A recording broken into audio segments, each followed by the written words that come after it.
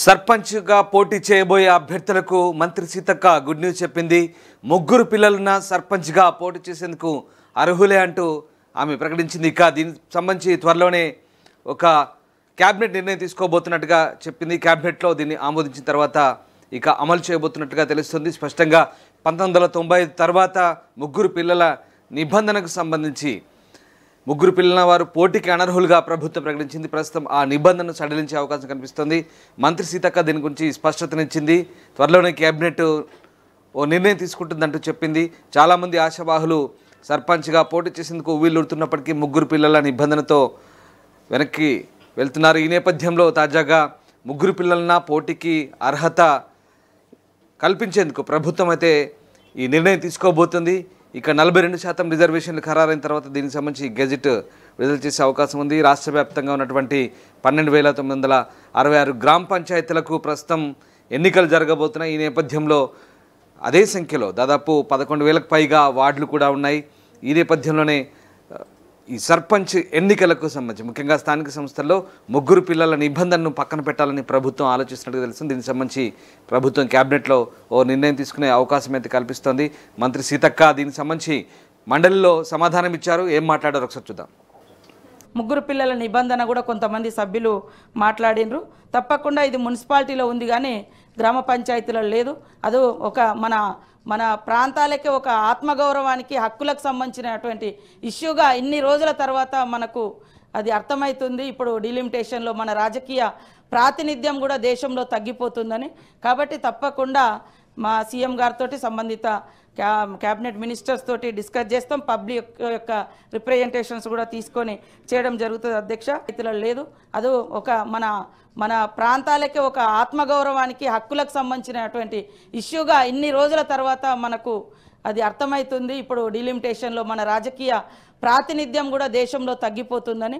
కాబట్టి తప్పకుండా మా సీఎం గారితో సంబంధిత క్యాబినెట్ మినిస్టర్స్ తోటి డిస్కస్ చేస్తాం. పబ్లిక్ యొక్క రిప్రజెంటేషన్స్ కూడా తీసుకొని చేయడం జరుగుతుంది. అధ్యక్ష 42% బీసీ కులగణన రిజర్వేషన్స్ కోసం మాత్రమే ఆగినాయి. అయినా కూడా మేము అధికారులతోటి కొంత వీలైనంత వరకు మా సర్వీస్ ఇస్తూ ఉన్నాం. సెంట్రల్ నుంచి రావాల్సినటువంటి బిల్స్ డబ్బులు నిధులు రాక కూడా కొద్దిగా ఇబ్బంది అవుతూ ఉంది. తొందరలోనే సెంట్రల్ గవర్నమెంట్ కూడా మనం తీర్మానం చేసి పంపించినటువంటి బిల్ ఏదైతే ఉందో దాన్ని ఆమోదిస్తే బీసీ వర్గాలకు కూడా రిజర్వేషన్ 42% లోకల్ బాడీస్లో అవకాశాలు వస్తాయి సార్. అది రావాలని మనస్ఫూర్తిగా మేము అందరం కోరుకొని మరి ఈ సందర్భంగా వారికి, ఎందుకంటే అక్కడ కొన్ని ప్రాబ్లమ్స్ రావడానికి లోకల్ రిప్రజెంటేటివ్స్ లేకపోవడం కూడా ఉంది సార్. సో అది కొన్ని ఇబ్బందులు ఎదుర్కొన్నా కూడా మేము ఎప్పటికప్పుడు మా అధికారులతోటి వర్క్ చేయిస్తూ ఉన్నాం. ఈ అన్ని అంశాలు నేను కవర్ చేసినాను. తెలంగాణ వ్యాప్తంగా మొత్తం 12,966 గ్రామ పంచాయతీలు అలాగే 1,14,620 వార్డులు ఉన్నాయి.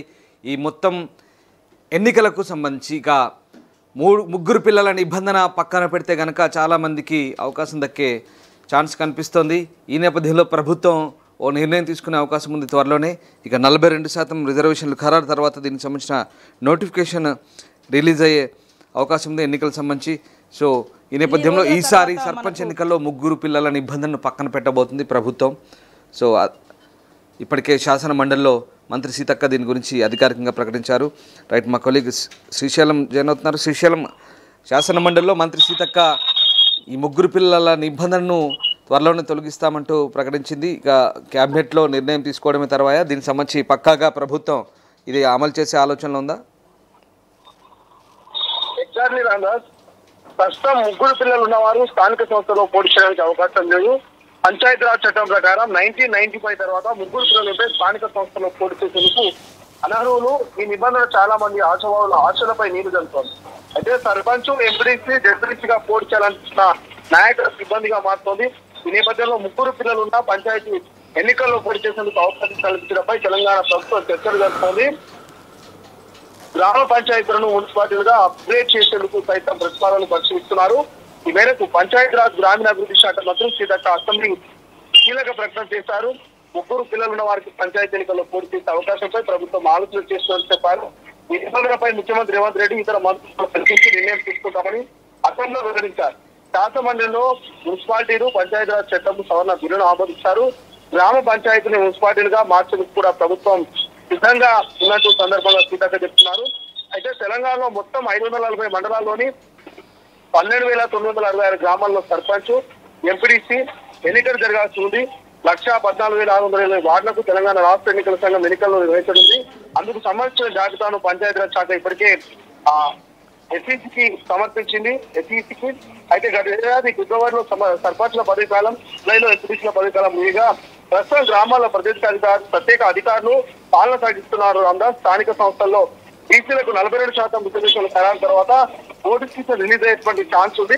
బట్ ఏదేమైనప్పటికీ కూడా ఏళ్ల తరబడి చాలా మంది గ్రామాల్లో యువకులు కావచ్చు, కొంతమంది రాజకీయాల్లో రాణించాలి, రాజకీయాల్లో ఎదగాలి, సర్పంచ్ గా పోటీ చేసి గ్రామాలను అభివృద్ధి చేయాలి, మండల స్థాయిలో జిల్లా స్థాయిలో ఒక నాయకుడిగా పిలిపించుకోవాలి, ఒక డిప్యూటీ ఎంపీడీ గా పిలిపించుకోవాలనేటువంటి వారి కళ మాత్రం సాకారం కాబోతుందని చెప్పుకోవచ్చు. గతంలో 3 పిల్లలు అంతకంటే ఎక్కువ వారికి అవకాశం లేకుండే కేవలం 2 పిల్లలు ఉన్న వారికి మాత్రమే ఎంపీడీసీ డిప్యూటీసీగా అదేవిధంగా ఏదైతే సర్పంచ్ గా పోటీ చేసేందుకు స్థానిక సంస్థల్లో అవకాశం ఇచ్చేది.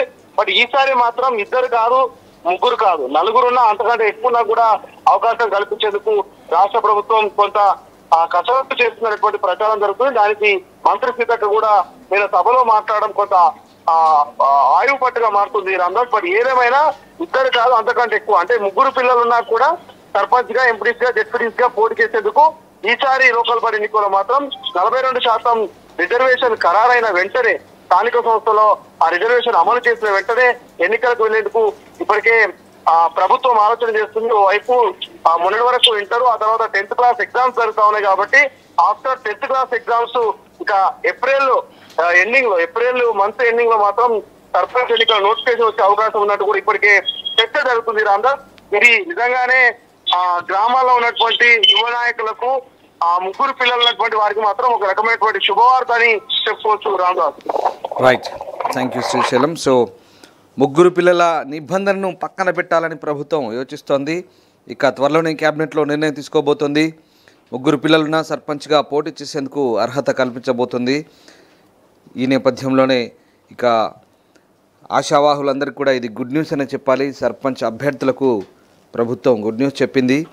సో 42% రిజర్వేషన్లు ఖరారు తర్వాత నోటిఫికేషన్ రిలీజ్ కాబోతోంది. ప్రపంచంలో ఏ మూల ఏ క్షణం ఏం జరుగుతుందో వేగంగా తెలుసుకోవడానికి తొలి వెలుగు వాట్సాప్ ఛానల్ని ఫాలో చేయండి.